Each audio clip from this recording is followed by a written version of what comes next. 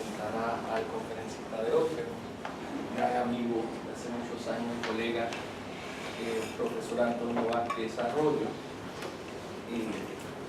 Antonio es egresado, de hecho, de aquí, de la Universidad de Puerto Rico, del Departamento de Ciencia Política, y alumno de grandes maestros, no solo del departamento, del profesor Boto, que está por aquí. Muchas gracias por el vivo. Sino también de algunos grandes profesores de filosofía, del Liceo Vergara, de Bahía. Cuando Antonio concluye sus estudios en la Universidad de Puerto Rico, se va a la Universidad de Massachusetts en Amherst, donde tiene su doctorado, y durante los última década ha sido profesor en Berkeley College, en Virginia Tech, en la Universidad de Minnesota y en Rutgers University, donde actualmente es catedrático asociado en el Departamento de Ciencia Política.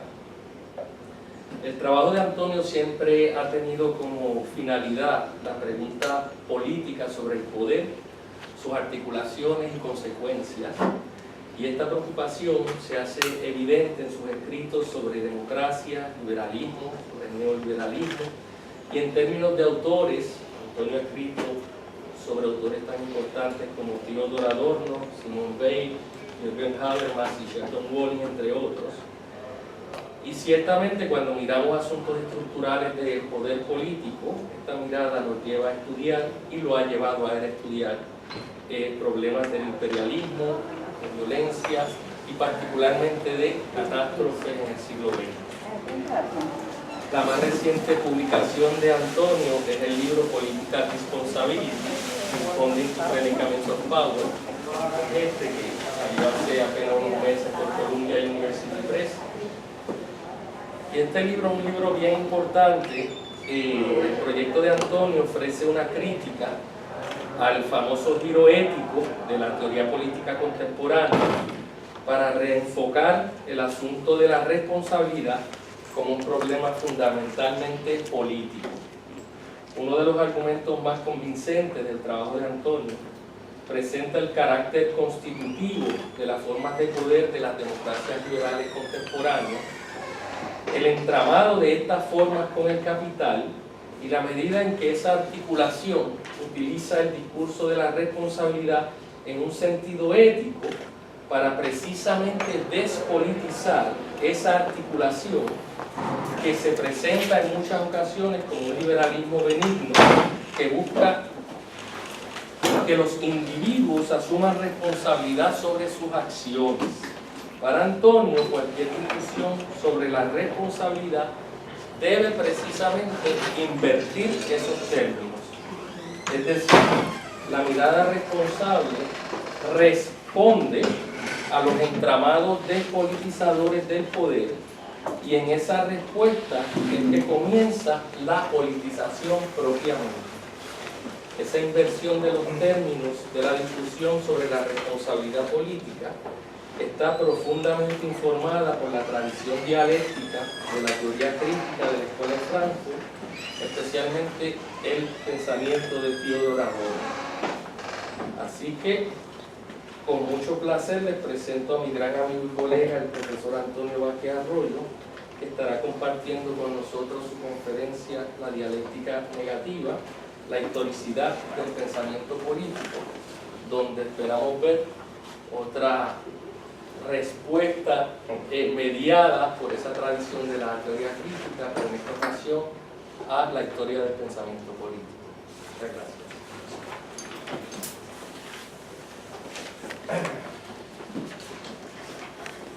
Muchas gracias, Alex, por la palabra tan generosa. Siempre resulta un placer regresar aquí a la Universidad de Puerto Rico, y en este caso, placer se junta con privilegio estar aquí en el Departamento de Filosofía, el Seminario de Filosofía, antes de que se llamara Seminario Ludwig Steinmetz. Estaba localizado en otro lugar y hace 20 años atrás yo presencié muchos grandes debates. En ocasiones comenzaban en español y terminaban en alemán. Eso es parte de esa tradición recibida. Yo me voy a circunscribir a hablar en español. Así que, pero realmente es un placer y un privilegio, además de estar aquí frente a muchos amigos, colegas y inclusive uno de mis grandes mentores y maestros. Así que lo que me gustaría hacer hoy es compartir unas reflexiones preliminares sobre precisamente la mirada de la que el profesor Alex Betancourt muy generosamente caracterizó, es decir, la perspectiva de la teoría crítica de Adorno, qué claves nos ofrece para pensar el problema de la historicidad del pensamiento político, un problema que está en el centro de muchas discusiones contemporáneas. Entonces, yo lo que me gustaría hacer es, antes de darle una visión panorámica de cuáles van a ser los temas principales de la conferencia, me gustaría compartir con ustedes 3 epígrafes que van a parecer muy disímiles entre sí, pero que si todo es articulado de la manera que espero, creo que constituyen una constelación interesante. El primero es de un ensayo de Jorge Luis Borges, el escritor argentino y la tradición. Y esto es lo que escribe Borges. He encontrado días pasados una curiosa confirmación de que lo verdaderamente nativo suele y puede prescindir del color local. Encontré esta confirmación en la historia de la declinación y caída del Imperio Romano de Gibbon. Gibbon observa que en el libro árabe, por excelencia, en el Corán, no hay camello. Yo creo que si hubiera duda sobre la autenticidad del Corán, bastaría esta ausencia de camellos para probar que es árabe. Fue escrito por Mohammed, y Mohammed, como árabe, no tenía por qué saber que los camellos eran especialmente árabes. Eran para él parte de la realidad, no tenía que distinguirlos. En cambio, un falsario, un turista, un nacionalista árabe, lo primero que hubiese hecho es prodigar camellos, caravanas de camellos, en cada página. Pero Mohammed, como árabe, estaba tranquilo, sabía que podía ser árabe sin camello. Cierro cita. La segunda es de Adorno, y es un pasaje que en el curso que llevamos esta semana de dialéctica negativa le hemos prestado bastante atención. El pasaje en cuestión se encuentra en el ensayo titulado El ensayo como forma, y es el siguiente. Del mismo modo que algo meramente fáctico no puede pensarse sin concepto, pues pensarlo siempre significa ya concebirlo. Así tampoco se puede pensar el más puro concepto sin ninguna referencia a la facticidad. Y ese es el punto de partida de la reflexión que voy a presentar aquí, y termino con una frase corta que tanto Walter Benjamin como Adorno le adjudicaban a Karl Kraus, y es la siguiente: el origen es la meta. Kraus, Borges y Adorno. Esta constelación yo espero que provea una serie de apuntes preliminares sobre cómo la teoría crítica de Adorno ofrece una reflexión con la posibilidad de proveer una reflexión distinta sobre la historicidad del pensamiento político. Este enfoque que intento ofrecer provee, me parece a mí, una alternativa distinta y dialéctica a cómo se ha concebido la historicidad del pensamiento político, tanto dentro de la ciencia política, especialmente en el mundo angloparlante, así como la crítica a las categorías del pensamiento político occidental de parte de pensadores postcoloniales y los que se suscriben al llamado giro decolonial. Parte de lo que voy a plantear precisamente es cómo el problema que subyace en muchas reflexiones sobre la historicidad del pensamiento político es un pseudo problema, y es el problema del origen, y cómo ciertas categorías son autorizadas o desautorizadas con respecto a una concepción muy cuestionable del origen de las ideas, del origen de los conceptos. Un pseudo problema que a mí me parece puede ser concebido de una manera más fructífera, tomando en serio la contribución que hace Adorno y sus reflexiones esparcidas, pero no menos contundentes, sobre la historicidad del lenguaje filosófico. Es decir, parte de lo que voy a intentar hacer hoy es tomar algunas claves en los textos de Adorno, no solamente en los textos publicados, sino en muchas de las conferencias, Introducción a la Filosofía, Filosofía y Sociedad, Terminología Filosófica, en donde él articula cómo es que él ve la historicidad del pensamiento filosófico. Y sin intentar hacer un paralelo exacto, me gustaría retomar algunas de esas claves para mirar la historicidad del pensamiento político. Parte de este esfuerzo toma como punto de partida algunas de las reflexiones que ya ofrecí en mi libro Responsabilidad Política, el libro al que aludió la introducción del profesor Betancourt.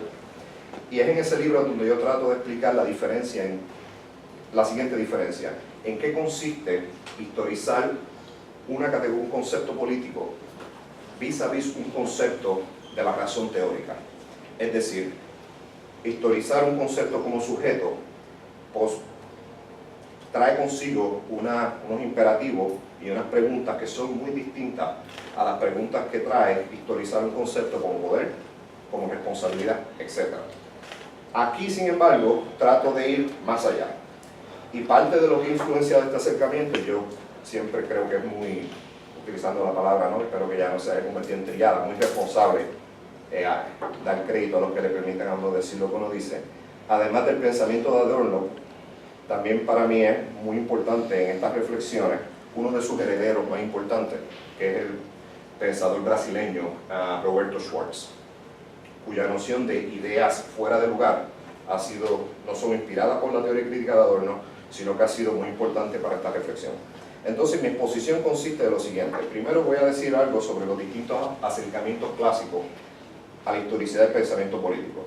Luego me voy a enfocar en cómo en el presente, en los últimos 10-12 años, ha habido una apropiación de la crítica postcolonial dentro de la teoría crítica para repensar algunas de estas categorías. Luego trato de ofrecer, ¿verdad?, lo que me parece a mí son los puntos más contenciosos de esas interpretaciones, para luego articular de forma preliminar lo que me parece a mí que provee la dialéctica negativa de Adorno. Y en ánimo de introducir un poco qué es lo que provee la dialéctica negativa de Adorno, me limito a decir lo siguiente. Primero que nada, cuestiona muy convincentemente, a mi juicio, el pseudo problema de la originalidad. Segundo, pone en cuestión la ideología del primero, es decir, cómo se asume que el primer pensador o la primera ocasión en que un término se acuña tiene en sí mismo un valor superior a las distintas adaptaciones o apropiaciones que se hacen de este. Tercero, Adorno reflexiona consistentemente en sus escritos sobre lo que él llama el problema de la sedimentación, es decir, la sedimentación que ocurre en los conceptos, que tiene dos fases. La primera es cómo cualquier concepto o categoría que recibimos contiene sedimentos, trazas de usos anteriores en otros sistemas filosóficos. Lo segundo, que es menos obvio, cómo hay inclusive sedimentaciones del contexto histórico en el que surge, y cómo una teoría crítica tiene que confrontar esas sedimentaciones, romper con ellas. Otra metáfora que él usa en el ensayo como forma es la metáfora de la cristalización, y eso es algo que estuvimos contemplando en el contexto del seminario, es decir, cuando el azúcar se cristaliza, ¿no?, ¿qué es lo que procede? Se sigue añadiendo para que se cristalice más, o se trata de romper esa cristalización y a la misma vez operar dentro de los conceptos, cuestionando y a la misma vez asumiendo muchos de sus contenidos sedimentados. Eso, espero, va a tener o va a ganar un sentido mayor una vez yo exponga un poco, ¿no?, cómo es que, a mi modo de ver, la historicidad del pensamiento político es entendida por los acercamientos más prominentes en el campo. Y aquí obviamente pues tomaré cierta distancia de algunos y articularé brevemente otros. Segunda parte. ¿Cómo se ha concebido la historicidad del pensamiento político? Para contestar esa pregunta me parece que es necesario, primero que nada, establecer una distinción que en cierta medida me parece muy útil, aunque reconozco que es una distinción que no es universalmente aceptada. De hecho, muchos de mis profesores, algunos que están aquí presentes, probablemente estén en desacuerdo con ella. Y es la distinción entre filosofía política y teoría política. Es decir, dentro de los debates contemporáneos, la historia del pensamiento político, concebida como filosofía política, tiene tres vertientes principales. La primera, una suerte de conocimiento arcaico en manos de Leo Strauss, el gran judío alemán exiliado en los Estados Unidos, fundador de una escuela de pensadores políticos y de activistas en los gobiernos, en donde se ve el canon como una fuente de sabiduría, donde se privilegia el pensamiento clásico como buen discípulo de Martin Heidegger sobre el pensamiento moderno y la crisis que esto representa. En cierta medida, hablar de la historicidad del pensamiento político, de la filosofía política de Strauss, resulta ser casi un oxímoron, porque no existe gran reflexión sobre la historicidad. De hecho, una de las cosas que esta concepción de la filosofía política rechaza es precisamente lo que él le llama el historicismo, que lo ve vinculado con la crisis de Weimar, de donde él salió. Pero filosofía política como formulación no puede ser reducida a Strauss. También existe la formulación analítica que John Rawls hizo famosa y cuyo discípulo, y no es coincidencia a mi juicio que grandes de ellos son filósofos políticos y son liberales. Eso es parte un poco de lo que está aquí en cuestión. La filosofía política entendida como la aplicación de categorías filosóficas concebidas independientemente del objeto político como tal. Y eso ahí es donde yo, por ejemplo, establezco la distinción entre teoría política y filosofía política, en cuanto rechazo ese privilegio que se le da a la filosofía como forma de teorizar en la idea de filosofía política, primero. Segundo, un rechazo también a la idea de que lo político se convierte simplemente en una ocasión para presentar o exponer categorías filosóficas que han sido concebidas de antemano e independientemente de los dilemas que el campo de lo político como objeto presenta. De ahí podemos ver la primera contribución que puede hacer la dialéctica negativa de Adorno.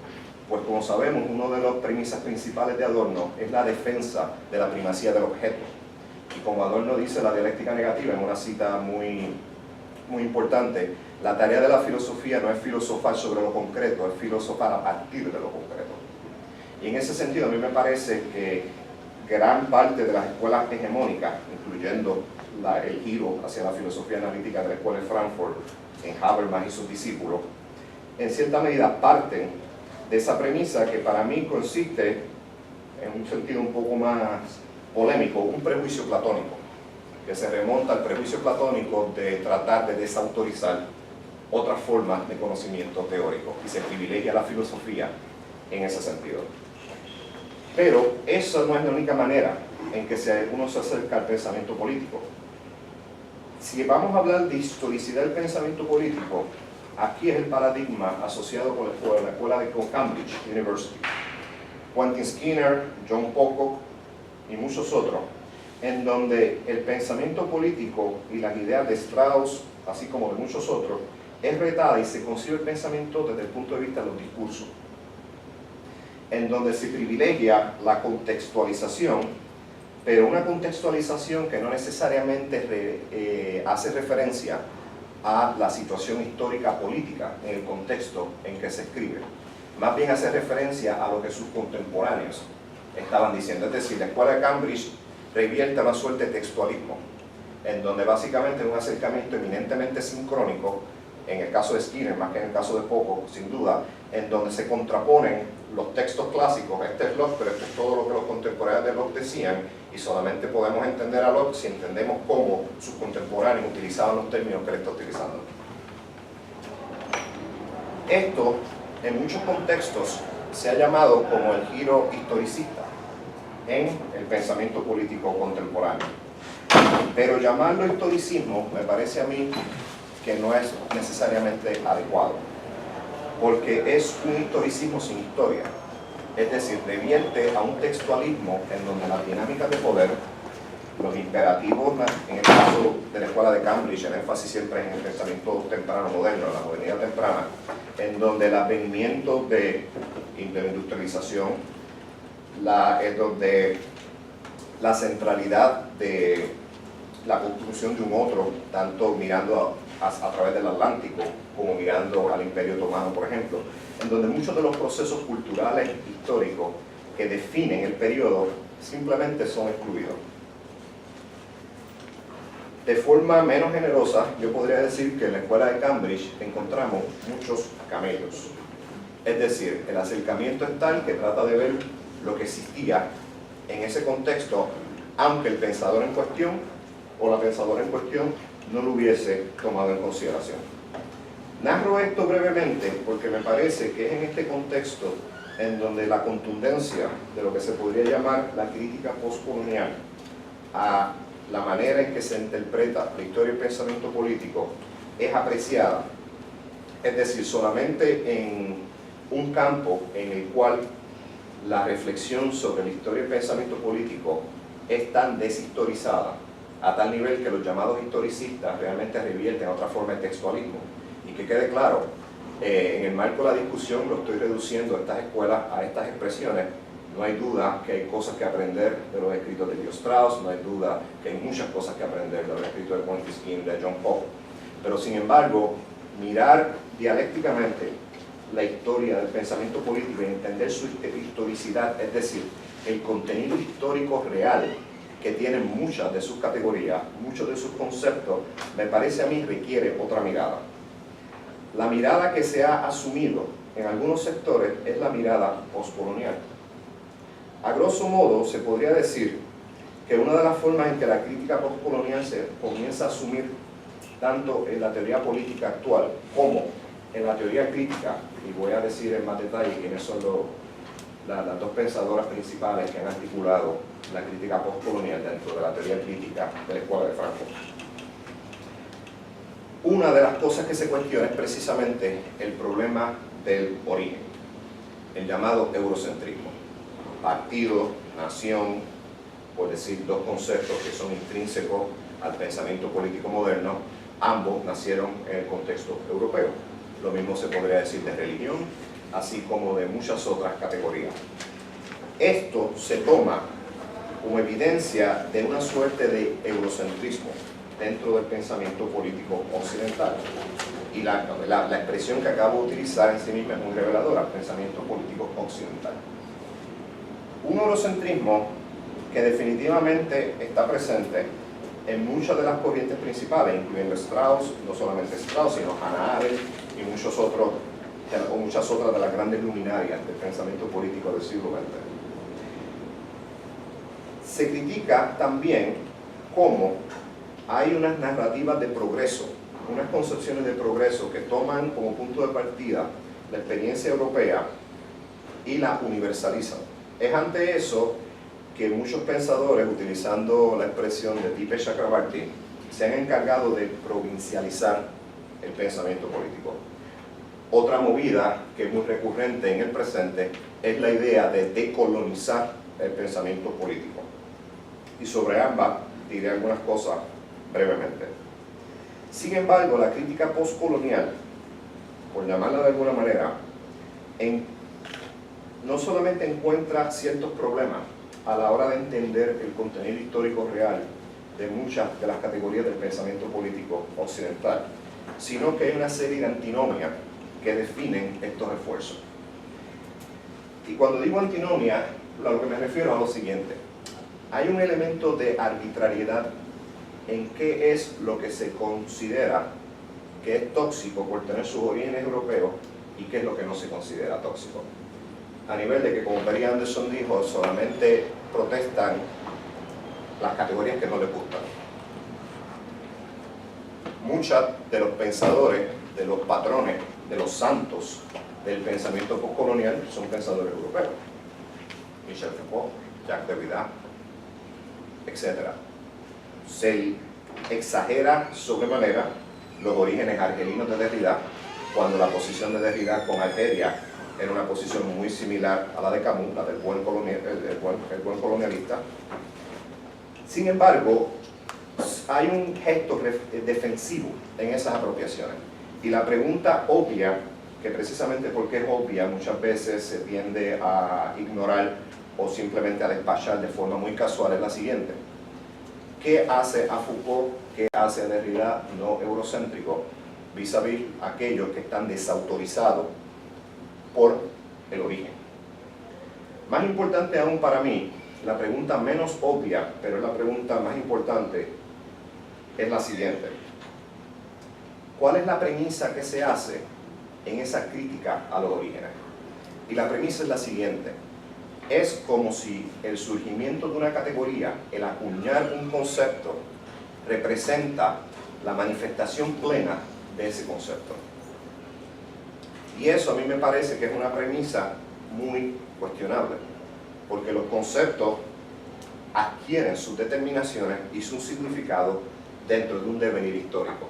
Y el hecho de que un concepto lo acuñen en Grecia o en Panamá es en última instancia irrelevante a la hora del contenido del concepto.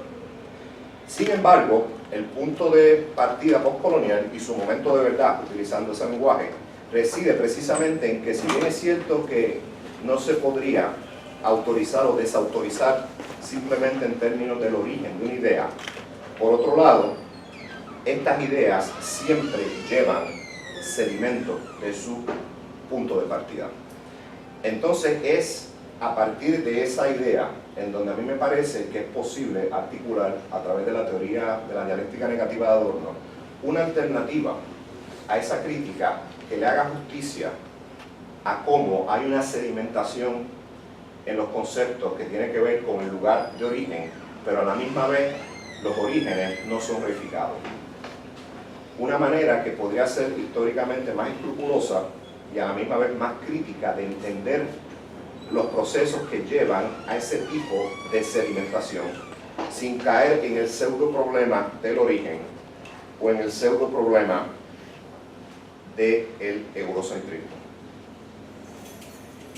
Dentro de la teoría crítica, dos pensadoras durante la primera década y media del siglo XXI han ofrecido intentos de llevar esto a cabo. La primera es obviamente Susan Buck-Morss, que en su ensayo célebre sobre Hegel y Haití simplemente cuestionó cómo se asume que cuando Hegel habla sobre el terror, todo el mundo asume que es la Revolución Francesa, aunque no hay ningún indicador textual de que ese es el caso.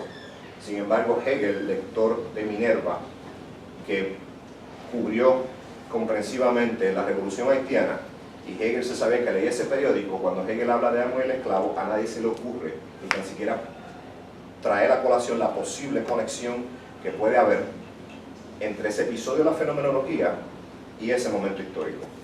Para mí lo importante de este esfuerzo no es si Hegel realmente sabía de Haití o no, es cómo le provee a alguien como Susan Buck-Morss la posibilidad de repensar algunas de las categorías centrales del pensamiento político moderno, en este caso la categoría de la esclavitud.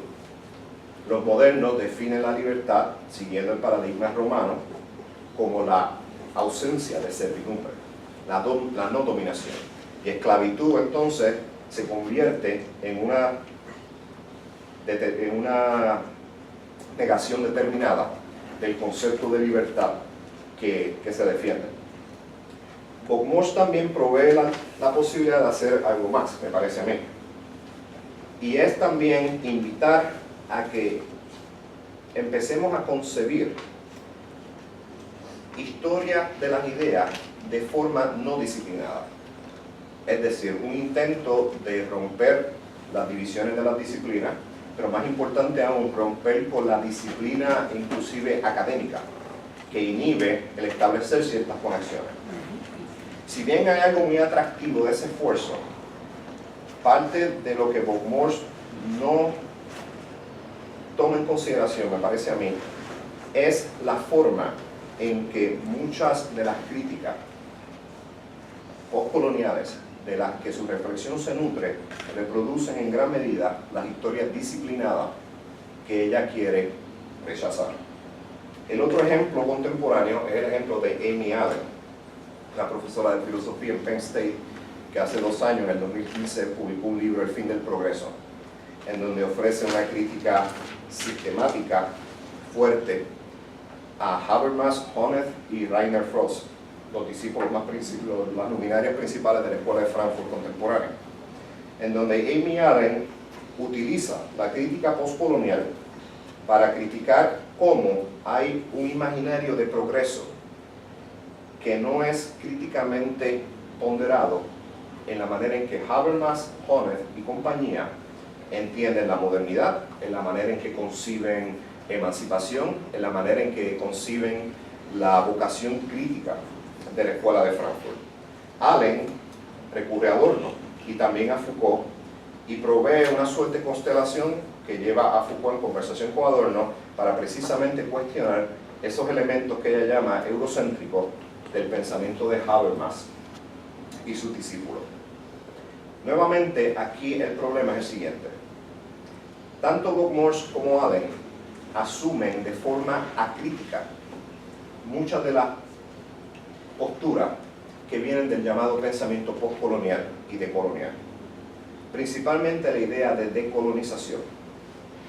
Si existe una metáfora que está fuera de lugar a la hora de pensar la historicidad del pensamiento es la metáfora de la colonización. Las ideas no se colonizan los territorios. Y las ideas, inclusive los territorios cuando son colonizados, la descolonización implica algo muy específico, que la proliferación del lenguaje de lo decolonial simple y sencillamente ofusca. ¿Qué tan arbitrario es? Se puede ver con el hecho de que existen artículos que decolonizan el pensamiento, existen artículos que decolonizan a Obama, y hace 2 días atrás encontré en Amazon un libro que decoloniza la dieta. Es decir, se ha convertido en un significante vacío, en donde cualquier intento crítico se subsume dentro de eso. Más importante aún, estos discursos presentan lo que se podría llamar la diferencia postcolonial, y parte de lo que Allen y otros asumen de forma acrítica, me parece a mí, es precisamente esta idea de una diferencia colonial o decolonial o postcolonial. Nuevamente tiene que ver mucho con el uso indiscriminado de estas expresiones, pero también tiene que ver mucho con un problema filosófico de primer orden, y es lo que Adorno llamaba la reducción de lo particular a una particularidad. Es decir, una sección crucial de la dialéctica negativa, Adorno ofrece esa distinción de la siguiente manera. Si la crítica al universalismo revierte a una reivindicación de lo particular, en tanto y en cuanto lo particular se entiende como particularidad, este es reducido nuevamente a esa universalidad.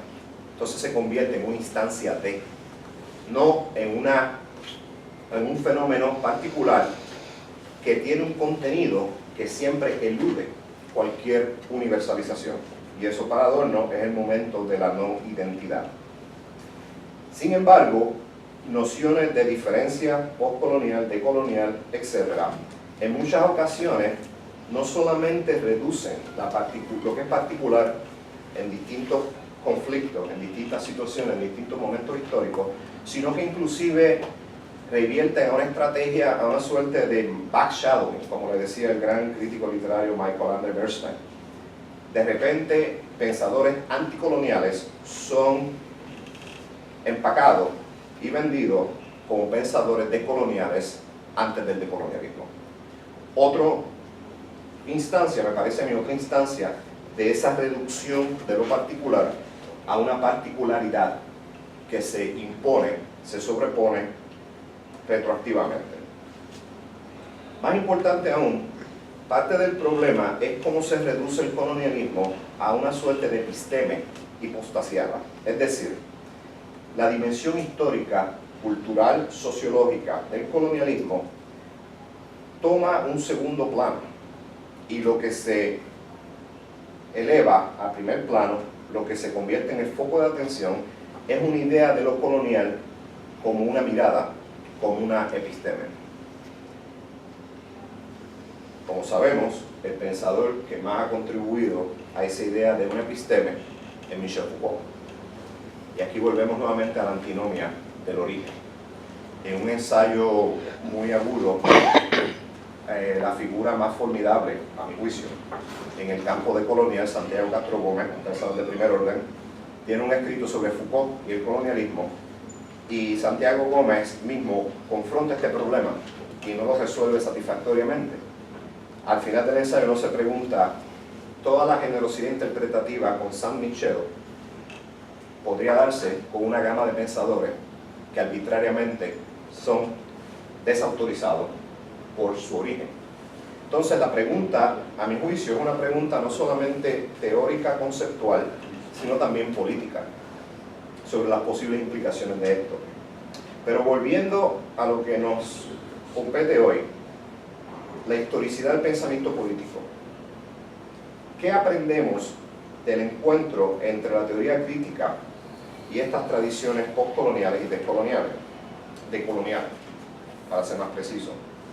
Primeramente, la idea de que precisamente el origen europeo de muchas de estas categorías es el problema. Segundo, una forma poco crítica de asumir lo que se llama el postcolonialismo o el giro decolonial.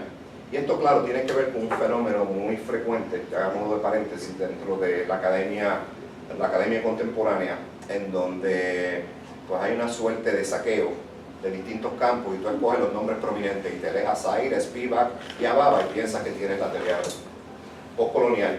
Un gesto de apropiación que en muchas instancias invisibiliza cómo dentro de la teoría postcolonial misma han habido cuestionamientos, mucho en línea con lo que yo he estado expresando aquí, y que ofrecen una alternativa distinta. En el caso de la teoría postcolonial, pensadores como Neil Lazarus, Timothy Brennan, etc., nunca son considerados en estas apropiaciones. Es decir, se buscan a las luminarias que se asocian y eso se convierte en la crítica de lo postcolonial. Si bien es cierto que hay un elemento de eso, a nivel ya más teórico y conceptual, a mí me parece que el resultado es distorsionar precisamente esa historicidad del pensamiento político que es tan importante comprender, que es tan importante asumir, precisamente desde el punto de vista crítico, que las mejores versiones de esta crítica presentan. Es ante eso que yo defiendo una visión de la teoría política como punto de partida para presentar cómo la dialéctica negativa contribuye a una mirada distinta de la historicidad del pensamiento político. Y esta es la perspectiva asociada con Sheldon Walling, que se podría resumir como una suerte de perspectivismo. Es decir, hay una bidireccionalidad que es constitutiva de cualquier encuentro con la tradición del pensamiento político.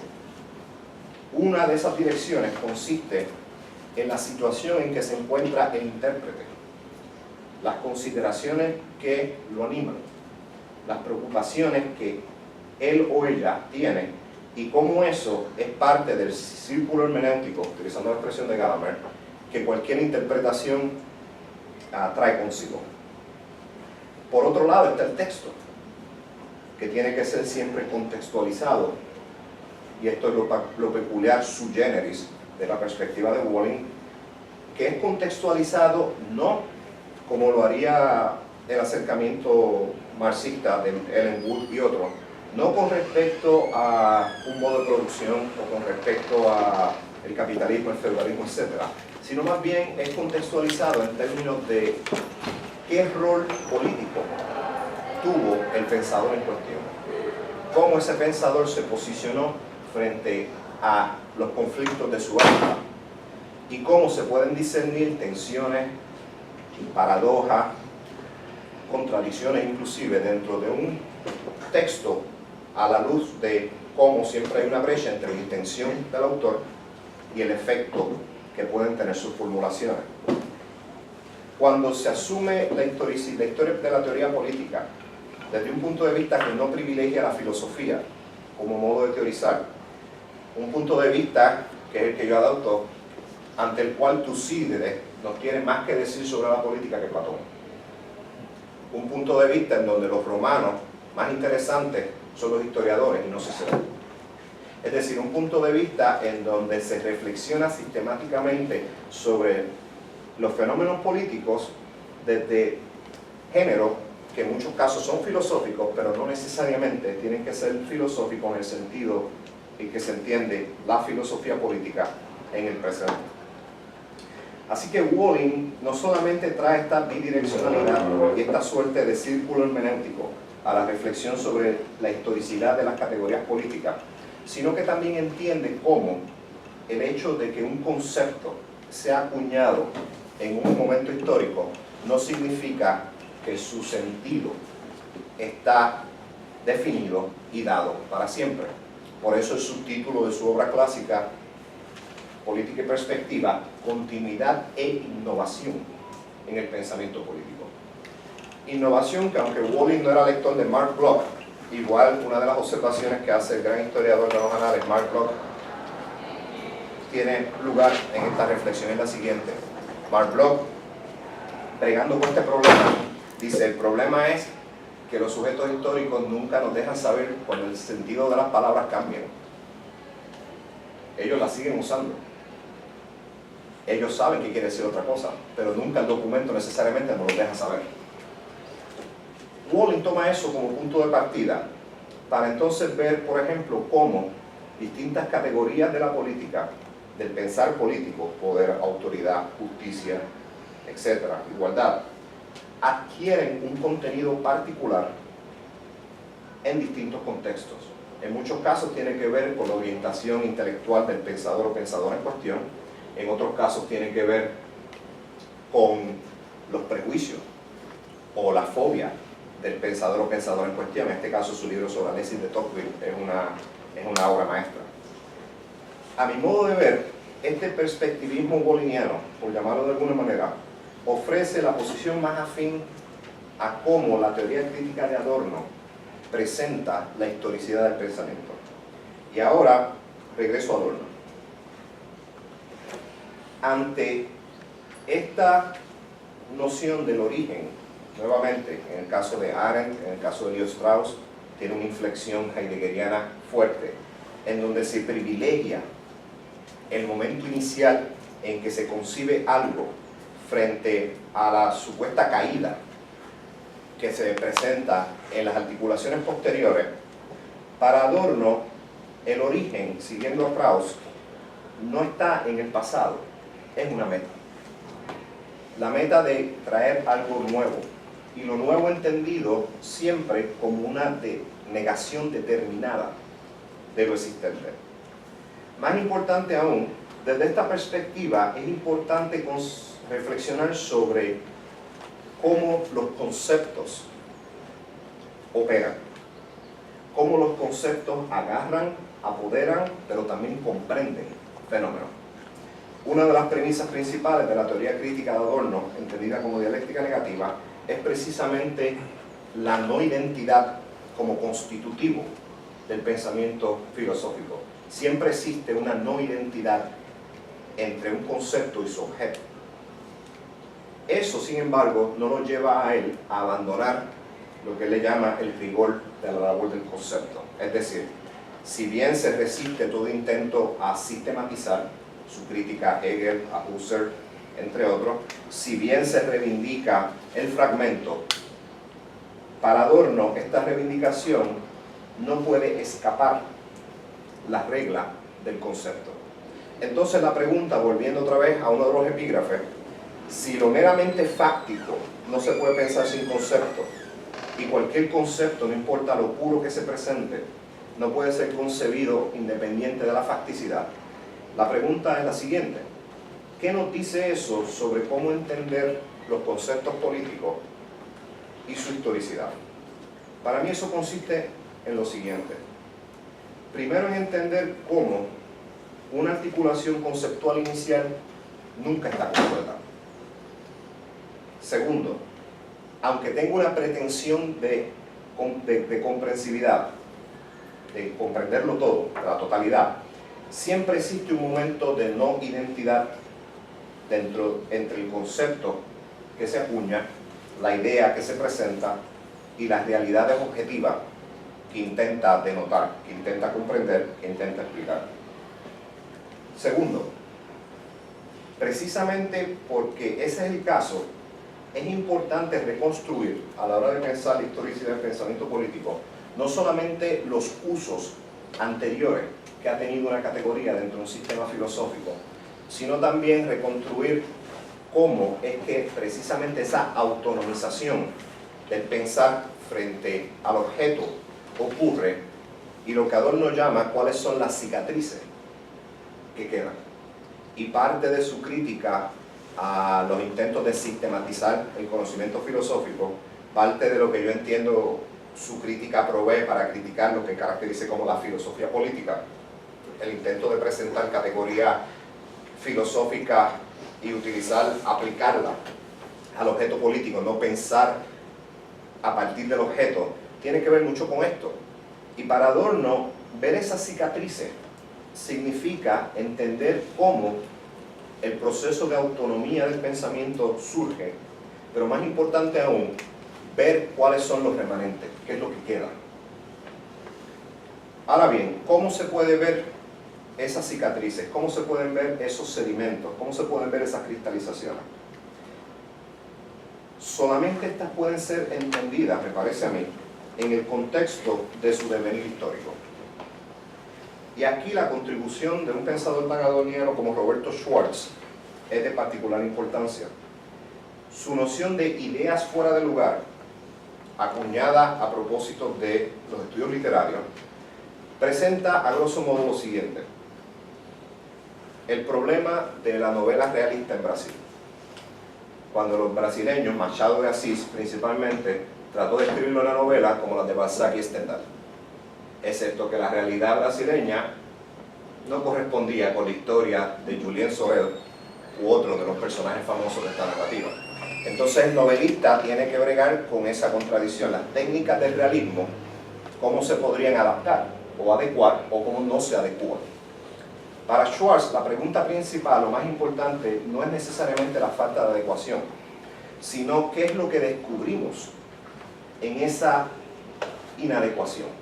¿Qué es lo que descubrimos cuando una idea, en este caso para Schwartz un género, el realismo, de la novela del siglo XIX, para mí las ideas políticas, qué descubrimos de ellas cuando estas están puestas fuera de lugar?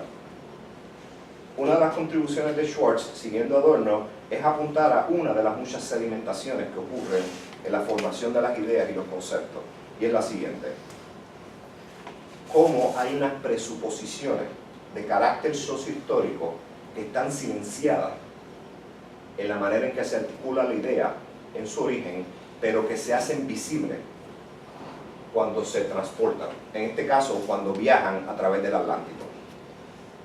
Todos hemos leído, bueno, no todos, igual ya no se puede hacer ese tipo de juicio, cuando estudiaba aquí hace 20 años atrás, estudiaba porque eran muchos compañeros de clase aquí, se podía decir la novela realista, por ejemplo, que Balzac, Stendhal, etc.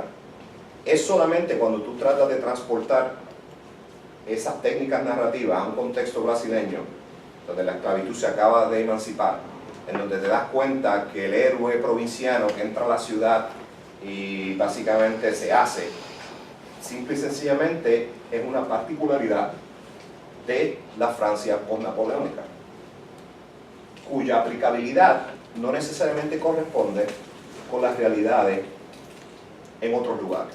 Entonces, para Schwartz, cuando una idea está fuera de lugar, precisamente se hace posible ver más claramente alguna de estas cicatrices, alguna de estas sedimentaciones de las que hablaba Adorno. Más importante aún, ese es el primer paso, el paso crítico, si se quiere. El segundo es también ver cómo es que precisamente porque la idea está fuera de lugar, al estar fuera de lugar adquiere un sentido enfático distinto. Y en ese sentido, esa réplica fuera del origen es tan o inclusive más rica epistemológicamente que la versión original articulada. Lo positivo, lo atractivo, a mi modo de ver, de este acercamiento es que resiste cualquier intento de adjudicar una posibilidad a la otra de antemano. Si una idea está irremediablemente contaminada por sus orígenes, o si una idea es inclusive radicalizada y resulta más atractiva en el momento en que adquiere un carácter derivativo fuera de su origen, es algo que se adjudica en cada caso, con referencia a las particularidades históricas de ambos momentos y con referencia también a el andamiaje conceptual y las formas de pensar de la pensadora o el pensador en cuestión. Esta perspectiva me parece que permite no solamente ver el momento de identidad y no identidad que define los conceptos, sino también entender la manera en que presuposiciones socioeconómicas, culturales, son adquiridas, pero a la misma vez son rechazadas, si se entienden los conceptos y las ideas en el contexto de concatenaciones históricas. Concatenaciones históricas en donde existe un elemento de continuidad, pero también existe un gran elemento de discontinuidad. Y esa es la otra contribución seminal, a mi modo de ver, que hace la dialéctica negativa de Adorno para un intento de tomar en serio, ¿verdad?, el momento de verdad dentro de la crítica postcolonial de colonial, sin caer en las antinomias o en las idealizaciones o el neonativismo que define muchas de estas corrientes. una manera más racional, en la razón entendida desde el punto de vista de Adorno, no la razón hipostasiada con R mayúscula, de entender el devenir de las ideas y de a la misma vez entender cómo cualquier concepto político, y es aquí la contribución de Sheldon Warren, siempre ocurre, se forja, se apropia o se rechaza en una situación de conflicto, en donde el pensador o pensadora en cuestión está tomando parte de ese conflicto, inclusive cuando pretende no tomar parte en él. Solamente cuando se entiende el pensamiento político y la reapropiación, ese momento de innovación y continuidad dentro de un vocabulario establecido, en el contexto de luchas políticas reales, pero a la misma vez en el contexto de sistemas filosóficos que le preceden o le siguen, así como realidades socioeconómicas distintas, a mí me parece que es posible entender esa historicidad del pensamiento que es tan importante para la teoría crítica. Esto sin recurrir a neologismo o que Adorno lo detestaba, y un paréntesis aquí, ¿verdad? Para los que no están necesariamente familiarizados con la teoría crítica de Adorno. Para Adorno, la búsqueda de neologismo, y aquí para él el paradigma por excelencia era Heidegger, es un intento es una suerte de truco. Él le llama la sabiduría del campesino, en donde trata de cambiar el tema pensando que si lo llaman de otra manera, el problema desaparece. Y para eso Adorno rechaza la etimología, rechaza los neologismos. Lo otro que también Adorno rechaza es la fascinación, el fetichismo con la etimología. ¿Por qué? Porque eso presupone que en el origen hay un sentido primordial, hay un sentido más comprensivo, de una riqueza mayor, que simplemente es una premisa problemática para Adorno, porque no da cuenta del carácter histórico tanto de las categorías de la razón como de las categorías sociales y políticas. En última instancia, hay que separar tres momentos cuando se habla de la historicidad del pensamiento político, desde la perspectiva de una dialéctica negativa. La primera es el origen del término. La segunda, cuando realmente se acuña y se le da un sentido fijo en un sistema filosófico o en un sistema, en un pensamiento, en un pensar, pongámoslo de esa manera. Y tercero, su aplicabilidad no idéntica en un contexto distinto. Parafraseando la reflexión final de Borges, volviendo a Borges, en su célebre ensayo El escritor argentino y la tradición, me parece que lo que procede es abandonar el pseudo problema de la originalidad, reconociendo cómo ideas y conceptos no solo siempre están concatenados en íntima proximidad a las dinámicas históricas que los definen, sino que en ellos también hay un elemento de continuidad y de discontinuidad. Y la tarea crítica es dar cuenta de ambos. Me parece que tomar esto en consideración sería una precondición para ser, parafraseando nuevamente a Borges, buenos o al menos tolerables intérpretes de nuestros contextos políticos subimperativos, así como la historia sedimentada en nuestra forma de pensar. Muchas gracias.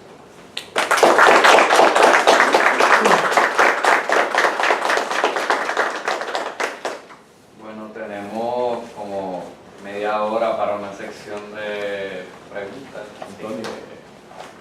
Carlos, soy Que- Carlos. Sí. Muchas gracias por tu charla. Yo alcé la mano enseguida porque me tengo que ir, pero quería felicitarte por la charla y hacer un comentario y una pregunta que es curiosidad. Me parece, y sé bien que lo sabes, que entre lo postcolonial y lo decolonial hay una fisura muy honda y muy grave. Es decir, la generosidad que tú puedes haber expresado para ciertos pensadores que se ubican en lo postcolonial, no sé si se puede aplicar ya al sesgo decolonial, ¿verdad? Porque Miñolo, por ejemplo, ya ha llegado a una posición tan absurda como decir que ningún pensador de origen europeo puede producir un tipo de teoría válida desde el punto de vista de lo decolonial. O sea, que ni Foucault ni apropiaciones de ningún tipo. Sí. Y ahí hay un corte, ¿verdad?, bastante digamos, la diferencia entre un Moreira con todo lo que uno pueda decir y un Niñolo es bastante grave. La curiosidad es la siguiente, y es eso, es una pura curiosidad. ¿Tú dónde podrías ubicar, si en algún lugar, el proyecto de COSELEC, de historia de los conceptos, desde el campo de la historia, a esta reflexión sobre la historicidad de las ideas políticas? Porque creo que hay muchas cosas en COSELEC que tienen eco con lo que tú estás diciendo. Sí, definitivamente. Gracias. El comentario, yo estoy totalmente de acuerdo. Vamos, podría yo, si me hubiese dedicado a elaborar sobre inclusive la escuela de Cambridge o los estrosianos, habría que entrarnos a establecer cuáles son los puntos de disputa, etc. Yo lo que traté fue más bien de sintetizar un poco los elementos, los puntos en común, el punto de convergencia. Estoy totalmente de acuerdo contigo, no solamente porque dentro del campo de lo postcolonial, ¿verdad? Tú tienes en la primera generación, si se puede llamar así, ¿no? Spivak, inclusive el mismo Said, en donde hay una reflexión mucho más rigurosa, ¿verdad? Sobre precisamente lo europeo, lo no europeo, etc. Sino que también hay unas corrientes que siempre han sido muy críticas. Por ejemplo, un ensayo reciente que ella Gangule, ella le llama The Roads Not Taken, ¿verdad? Y ha habido una reflexión y unos debates que a mí me parece que han agudizado el asunto. Al igual que tú, yo no solamente me parece que hay una suerte de neonativismo en muchas de estas posiciones, una idealización que de hecho es parte del problema de la originalidad. De repente se asume lo precolombino como si fuera una condición cristina, vamos, o sea, Apocalipto de Mel Gibson no tiene nada con ello, o sea, es una cosa que llega a lo absurdo, ¿no? Un poco, que la evidencia y lo que yo he aprendido aquí, gracias a mi amigo y colega Gabriel de la Luz, por ejemplo, es como cuando uno mira la evidencia arqueológica, por ejemplo, sabe que era una situación, la sociedad con su complejidad política e histórica, y que, ¿verdad?, un poco, no solo superficial, sino bastante fácil establecer esas binarias.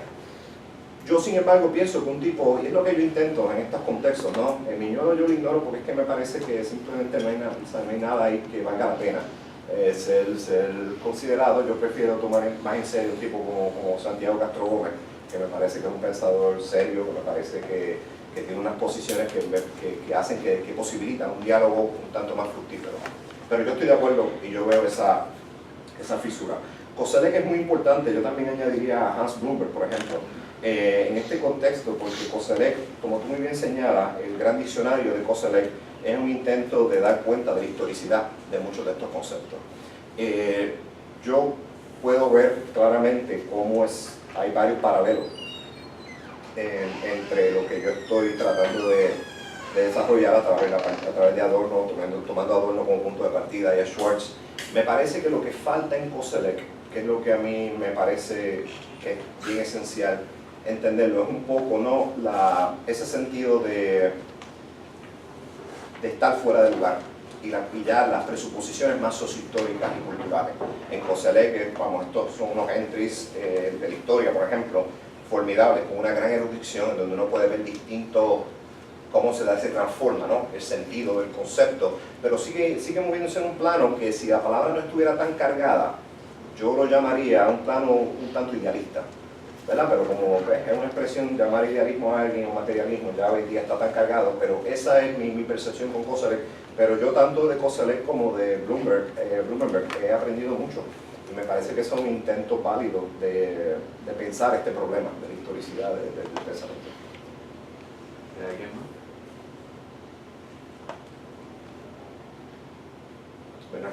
Sí,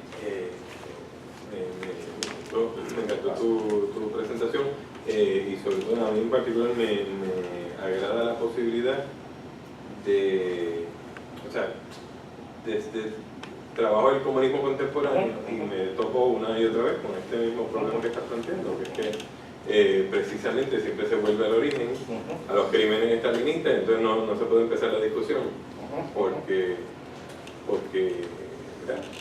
siempre hay ese regreso. Pero curiosamente, ahora mismo en tu intervención lo acabas de hacer, la palabra idealismo está tan cargada, la palabra materialismo, o sea que hay una inevitabilidad de uno cargar esa Claro. Entonces, ¿cómo negociar ese? ¿Cómo negociar eso? Sí, una excelente pregunta. Mira, el asunto de hecho me gusta que lo lleves al plano de las discusiones del comunismo, porque ahí tú tienes, ¿verdad? Si vamos a hablar de la historicidad de eso, hay distintos niveles. Hay un nivel generacional, por ejemplo, que y esto yo lo he experimentado con el fenómeno Sanders, que obviamente todo es lo que cualquier persona que lo mire lo ve, y es como cuando yo me mudé a Estados Unidos a finales de los 90, todavía decir socialismo era casi anatema, o sea, el peor momento para tener una orientación fuera neomarxista, marxista hegeliana, neocomunista en los 90. Eso era el triunfalismo del capitalismo y de repente después de la crisis de 2008, toda una generación jóvenes, 20, 21 años, el socialismo no tiene la carga que puede tener inclusive para mí o que tiene para la generación que precede la mía, que fue una generación militante, que hay un desencanto, etcétera, ¿verdad? Está ese elemento. Tú tienes razón en el sentido de cuando yo digo, si no estuviera tan cargada, pero claro, lo que reivindica la perspectiva de Adorno es precisamente que Adorno sería el primero, desde esa perspectiva, de decirme, ¿está cargada de qué? Porque lo que procede es precisamente de dar cuenta de cuál es la carga, cuáles son los sedimentos que quedan, sin caer en, ¿verdad?, en los dos extremos. En pensar de que, digamos, el estalinismo, utilizando otro ejemplo, es una suerte de pecado original, que es lo que critica los zurdos de otra gente, pero tampoco en caer en la otra de que de repente, pues eso es otro momento histórico, eso no tiene nada que ver con nosotros. Es decir, es dar cuenta, ¿no?, de las posibles continuidades y discontinuidades.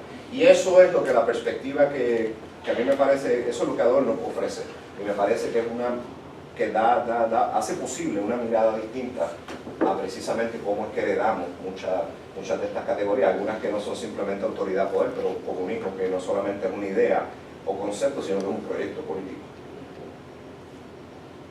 Y finalmente tengo un comentario o sea, aunque sobre todo a través de Susan Buckmore, me encanta o sea, la crítica que trae a cómo se está concibiendo lo decolonial, el neonativismo.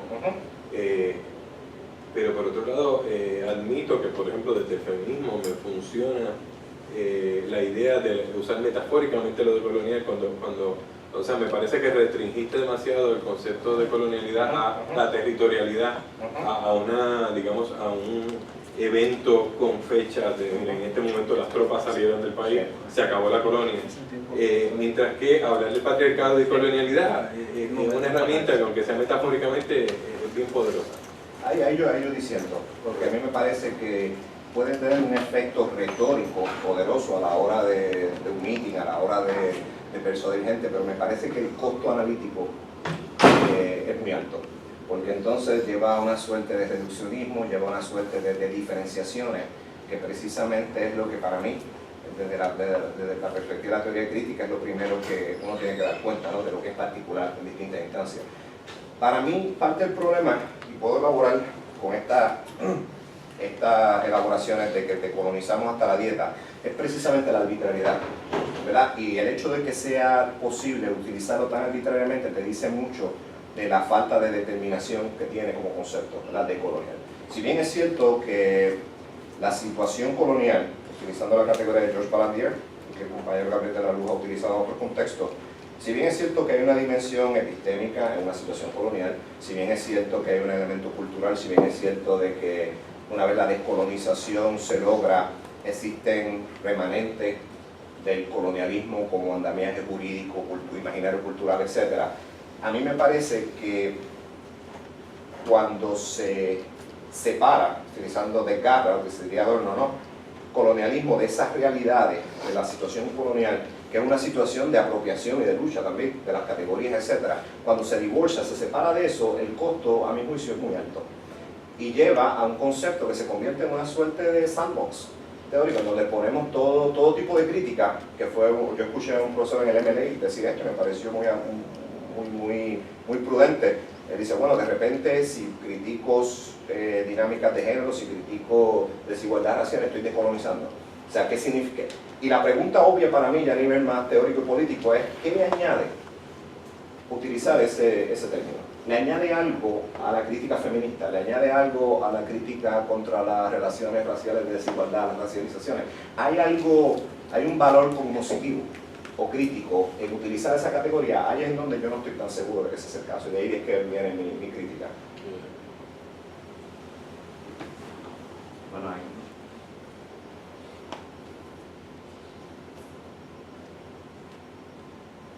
Si nadie más, yo puedo seguir. o más. Déjame,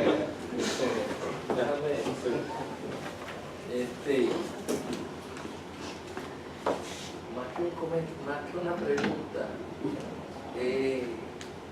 Mientras tú estabas, ¿verdad?, haciendo tu presentación, yo estaba, había una resonancia que yo estaba tratando de identificar. Y la identifiqué inmediatamente. Yo no sé hasta cuánto uno lo pueda llevar, pero la lógica psicoanalítica, la lógica del inconsciente, el psicoanálisis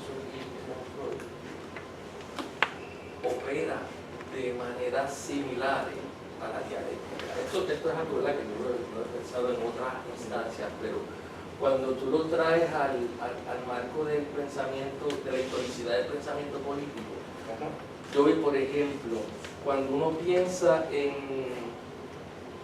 Freud tiene un escrito sobre ¿usted se acuerda del Etch-a-Sketch? Sobre el Magic Pad. El Magic Writing Pad. El Magic Writing Pad, donde está toda la cosa del memory trace, ¿verdad?, de la huella de la memoria.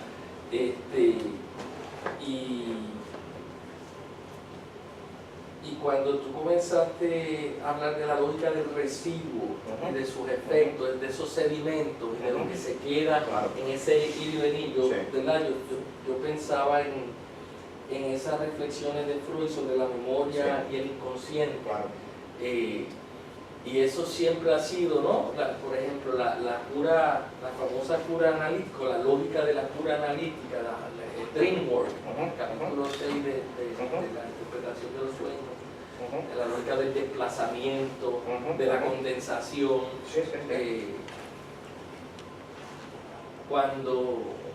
Y simplemente lo comento y lo traigo a colación porque yo ese mismo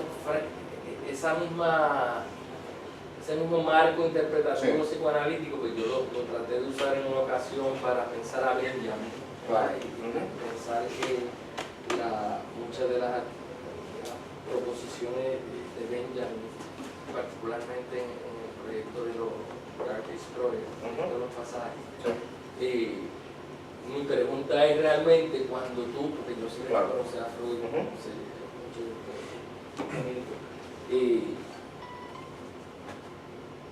cuando tú miras, cuando tú presentas esta articulación, ¿cuál tú ves es el efecto, cuál es tu horizonte político? Y yo sé que quizás la pregunta, como viene del psicoanálisis, es que yo me hago la misma pregunta con respecto a la lógica psicoanalítica. ¿Cuál es el horizonte político? El psicoanalista te dice que esto no se trata de política, esto se trata de la cura, y ese es uno de los problemas. Pero precisamente parte de tus proposiciones y de las proposiciones de la teoría crítica de la escuela de Frankfurt, y por lo que, ¿verdad?, Adorno rescató también a Freud y muchos de ellos, es porque siempre dentro de todo esquema interpretativo hay un horizonte, ¿verdad?, político en ese sentido. Sí, no, mira, los paralelos, la intuición a mí me parece correcta. Hay mucho Freud en Adorno, y eso tiene que ver no solamente con que Adorno conocía muy bien el psicoanálisis, sino que inclusive una de sus tesis, la cual retiró, tenía que ver con el psicoanálisis, con Freud, inclusive, ¿verdad? Entonces, eso es un elemento. El segundo, obviamente, tiene que ver con que el inconsciente, y esto es una categoría de Adorno muy difícil, que es muy central a la dialéctica negativa, y que vamos a trabajar en el contexto del seminario aquí, es lo que le llama la idea del bloqueo, que es constitutivo de esa no identidad. Y el bloqueo él lo expresa en términos epistemológicos como el bloqueo kantiano, es decir, esa frontera, y ese es el momento de no identidad. Pero también él ve el inconsciente como una suerte de bloqueo, en tanto y en cuanto ninguno de nosotros puede ser idéntico consigo mismo, ¿verdad? Entonces está ese elemento. También está el elemento interpretativo. Por ejemplo, cuando yo enseño en los seminarios esto sobre acercamientos a la interpretación, obviamente uno de los textos es la interpretación de los sueños en ese contexto, porque ofrece unas claves que son muy importantes. En términos del horizonte político, para mí la respuesta es sencilla. Yo siempre recalco lo siguiente: si estudiamos la teoría política, es casi un imperativo ineludible pensar políticamente sobre ella. Y ante eso, a mí me parece que los valores políticos que reivindicaba la Escuela de Frankfurt temprana, la primera generación, Adorno, Benjamin Horkheimer, no el Horkheimer de los 60, de la República Federal de Adenauer, sino el Horkheimer de los 30, ¿no? Es precisamente una visión crítica muy consistente con la mejor tradición del marxismo hegeliano. Entonces, para mí, lo que esta perspectiva provee, el horizonte político, es que, a mi juicio, ofrece una forma de pensar la historicidad de muchas de nuestras categorías políticas que puede ser más conducente a acciones políticas, utilizando el lenguaje de mi otro libro, ¿no? A posicionarse políticamente como sujeto político y a reconocer distintas formas de poder y cuál es la carga que tienen las ideas que recibimos y cuál es la que no es. Y en ese sentido, la palabra me sigue viniendo en inglés, lo que pasa cuando uno escribe, piensa y enseña esto siempre en inglés, puede ser más enabling, políticamente hablando, que muchos de estos otros paradigmas, porque cada uno, y esto es lo que Walling es más honesto, que muchos de los otros pensadores a los que aludí aquí, todo acercamiento a la historia del pensamiento político toma tácitamente o explícitamente unos valores políticos. Y eso informa la manera en que se concibe las ideas. Y el que piensa que ese no es el caso con él, simplemente está participando de otra manera. Luis, después Gabriel. ¿Sí? El que hace eso también quizás no quiere que se sepa cuál es la verdadera intencionalidad política. Exactamente, claro. La cita, hablando del bloqueo, la cita de Walling para mí es la más interesante, porque Borges escribe esa cita cuando es acusado por autores argentinos, como alguien dice, de origen croata, que no es un escritor argentino. Y que no es un escritor argentino, pero que lo fue un momento cuando leía las crónicas de Evaristo Cajiego, cuando escribía como Augusto, cuando tenía su etapa folclorista también, ¿no? Pero en el momento en que empieza a escribir sobre conceptos hebreos o poesía vikinga, pues él no puede ser argentino, ¿no? Sí. En una entrevista le preguntaron si era metafísico y él contestó: yo soy argentino.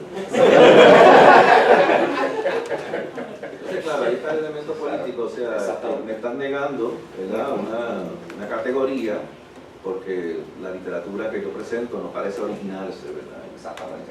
No tiene color local. No tiene color local, ¿verdad? Eso en el contexto, ¿verdad?, de tendencias protofascistas en la literatura de Argentina, etcétera, ¿no? Y de populismo y de peronismo. O sea que sí, desde el momento, un pensamiento o un escritor queda desautorizado porque ha pecado volviendo a un origen que ahora resulta problemático, ¿no? Claro, entonces, en ese sentido, lo que faltaría ahí sería como una especie de sociología política de eso, ¿verdad? De saber por qué eso ocurre.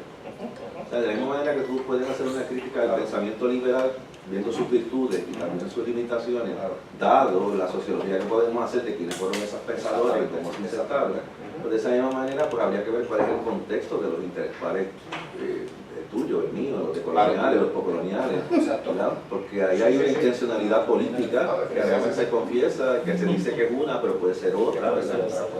O pueden ser ambas a la vez, ¿no? Y eso es lo que entonces como que se oscurece, ¿verdad? Cuando entramos en un debate que se debe a cuáles son las fuentes realmente válidas, o cuál es la crítica realmente válida, lo que desaparece ahí es esa pregunta.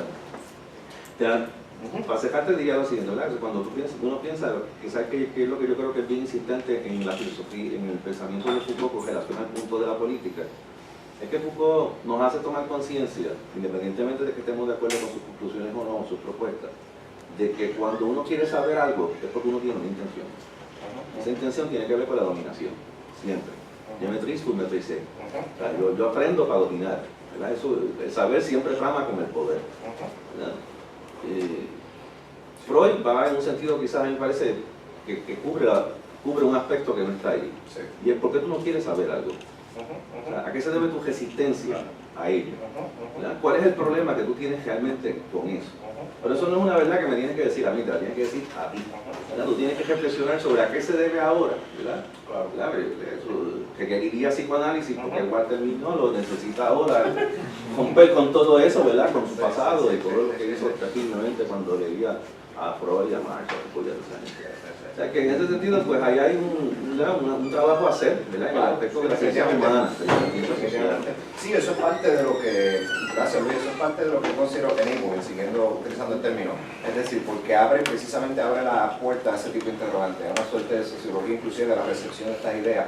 Y lo que a mí me gusta del ensayo de Borges, que ese es el contexto definitivo, es porque él hace eco, inclusive, no estoy seguro si lo conocía, pero Machado de Asís hizo un ensayo similar a finales del siglo XIX, se llama Instinto de Nacionalidad. Y el punto de Machado era similar, o sea, de repente, que es lo que irónicamente muchos de nosotros, ante muchos de estos interlocutores, encontramos en Estados Unidos.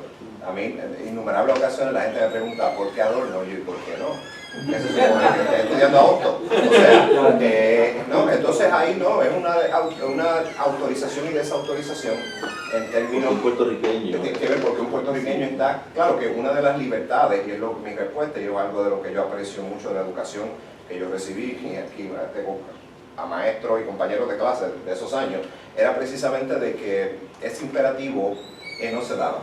El universo estaba abierto. Y es lo que dice Borges en ese mismo ensayo, dice, el universo está abierto y es mi derecho de escribir sobre, tú sabes, Chaucer o el que me dé la gana, ¿verdad? Y en ese sentido, claro, hay una intencionalidad política también, porque parte del debate del ensayo es contra ese nacionalismo folclórico y cómo lo están tratando de castigar de que él no es suficientemente argentino. Y redefinir lo que es ser argentino también. Y redefinir lo que es ser argentino también, exactamente. Exactamente. Ser cosmopolita también. Y eso ahí, para mí hay algo muy particular sobre eso, pues precisamente esa dialéctica de lo universal y lo particular, que no reduce lo particular a una particularidad, porque Borges dice, sí, hay algo argentino en mí, pero no es eso, no es que sea un gaucho, va a ser argentino. Y eso es parte de lo que está en juego ahí. Y sí, yo veo el punto que tú dices de Foucault, lo veo bien claro. Para mí, sin embargo, una clave que me resulta más fructífera es Bourdieu con respecto a ese asunto en particular, porque esa voluntad de dominación viene de... En la sociología. Hay una sociología envuelta que yo no necesariamente comparto, pero me parece que sí estoy.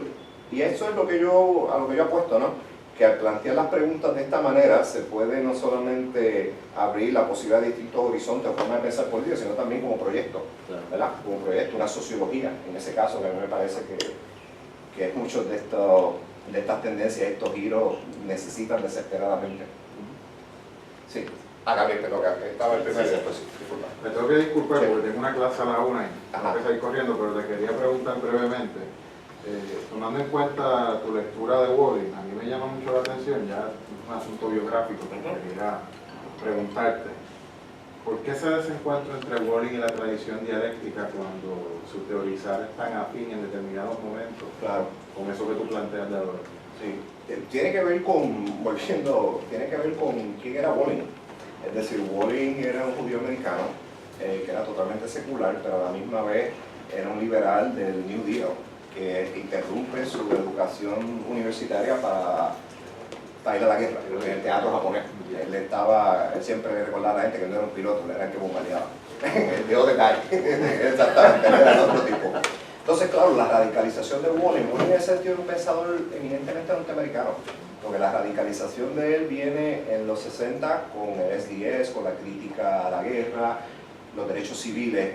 Entonces yo creo que nunca figuró, a pesar, es interesante, dentro de sus profesores estaba Carl Friedrich en Harvard, y a pesar, y estudió con Werner Jaeger, por ejemplo, la Paideia. Él recibió esa educación clásica alemana, pero su encuentro con Marx y con la escuela de Frankfurt es bien tardío. E inclusive él no nos enseñaba, había una suerte de resistencia temperamental que se puede explicar de distintas maneras, ¿no? Si quizás una demasiada afinidad, a la misma vez una incomodidad. En una de sus papers de maestría, yo estuve bregando con sus papeles, es sobre Hegel, y qué interesante, la teoría de Estado en Hegel. Pero esa tradición intelectual realmente nunca fue un horizonte importante, no es hasta que se populariza, ¿verdad? Llega la teoría crítica y toma auge en los finales de los 70 y los 80, que él responde a ella como responde en Foucault. Es decir, esto es una posición formidable, un antagonista, y yo voy a medirme con él, pero no desde un punto de vista de afinidad. Yo sospecho que tiene que ver con eso, con el hecho muy americano de su formación y que tiene mucho que ver con que precisamente como buen soldado de la Segunda Guerra Mundial, lo alemán por mucho tiempo tuvo una suerte de reticencia. Porque entonces eso lo que me llevaría a pensar es, o a entender mejor, creo, tu apreciación por Dewey. Claro, ¿No? Entonces Dewey provee una especie de pista exactamente. que está... Que tuvo su momento hegeliano. Exactamente. Sí. Tengo dos preguntas, pero las voy a hacer y me gusta que las redacte porque creo que las primeras que redacte pueden ser un poco pesadas.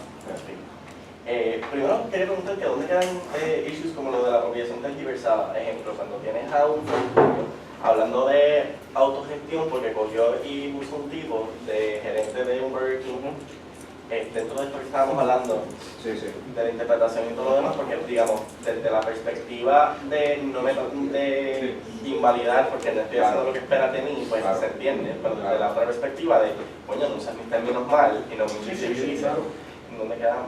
Bueno, eso es lo que yo trataba de apuntar, gracias, porque me permite clarificar algo que igual no estaba claro en la exposición. Y eso es lo que Adorno, por eso es que Adorno es muy interesante, porque es un rechazo a los sistemas filosóficos, pero es un pensador muy sistemático. Y es lo que le llama rigor del concepto. Es decir, el concepto no se puede usar arbitrariamente. Y parte de su animosidad con Heidegger, sea justo o no, yo no tengo partida en esa carrera, tú sabes. Pero sea justo o no, su animosidad con Heidegger es eso, y recurrir a la poesía cuando él dice, cuando se queda sin ideas, entonces te citas orden. Es una utilidad muy grande, ¿no? Pero tiene que ver porque para él cualquier intento de un neologismo o cualquier intento es hacer trampa, ¿no? Él no batallar con el rigor del concepto. Entonces, ante ese ejemplo, esa pregunta, pues claro, esta perspectiva pues te permite inclusive decir, no, eso no quiere decir autogestión. O sea, hay una tradición, hay unos significados ya, establecidas unas determinaciones del concepto. Sí, entonces, entiendo lo de la normalidad, porque la otra pregunta, un poquito más puntual, que es que ¿acaso los ejemplos que se dieron para decir que el concepto de decolonizar ya carece de determinación no se parecen a los mismos que más adelante se habla de, por ejemplo, ideas fuera del web? O sea, ¿esa es la razón por la que se llega a la conclusión de que no están determinados? ¿O? No, porque, por ejemplo, si tuviese una determinación específica y no lo considerara como que está fuera de lugar esta aplicación, se podría hacer un análisis mucho más preciso de qué es lo que está fuera de lugar y qué no. Pero si un concepto se convierte en algo tan elástico, en donde de repente, tú sabes, aplica la dieta o lo que sea, pues ya ahí no hay mucho, ¿verdad? Ya para lo que trabajamos en teoría, porque claro, también desde un punto de vista teórico, pero uno está bregando con conceptos y sus determinaciones. Y desde ese punto de vista, pues entonces se convierte en un uso indiscriminado, que habría que entonces reconstruir, y es que es parte de la crítica que me hizo Bernard, ¿no? En un sentido, hay que entonces hilar más fino en el sentido de reconstruir qué es lo colonial, qué es el colonialismo, entonces ver si realmente es una idea fuera de lugar, en donde hay una riqueza epistemológica, por decirlo de alguna manera, o simplemente un uso arbitrario. Y ahí no hay reglas para determinar eso antemano. Ahí hay que hacer un trabajo. Y es parte de lo que es demandante de esta perspectiva, que no te permite el shortcut, ¿no? Y parte de lo que Adorno criticaba, y parte de lo que uno le puede criticar a muchos de los decoloniales, precisamente que ¿sabes? Hay muchas cosas muchos impases que simplemente se les pasa por encima. Y no hay un engagement, exacto. Bueno, tenemos tiempo para una pregunta y ya.